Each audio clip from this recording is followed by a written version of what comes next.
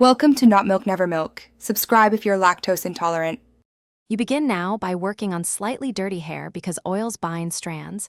Do not wash for 48-72 hours. Once ready, you rough section the top into 1 2-inch thick starters. This creates the core anchors for freeform growth. Make sure to avoid neat, uniform parting. Freeform needs irregularity. As you section, separate by feel not sight and leave loose stray hairs. Those contribute to natural dread formation. Keep moving. Start with the crown and then progress outward to the sides. Once sections are set, you stop fighting tangles and begin encouraging them.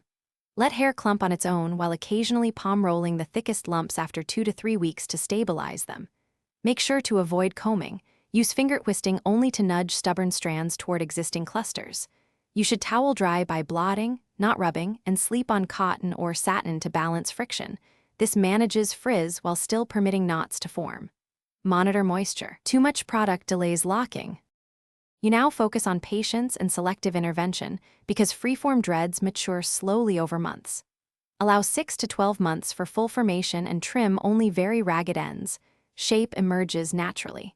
Once every 1 to 2 months, use a residue-free clarifying wash if you notice product buildup.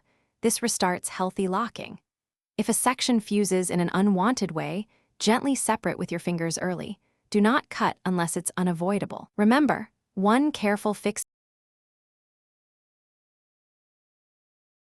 Thanks for watching. If this was helpful, leave a like and consider subscribing. See you next time.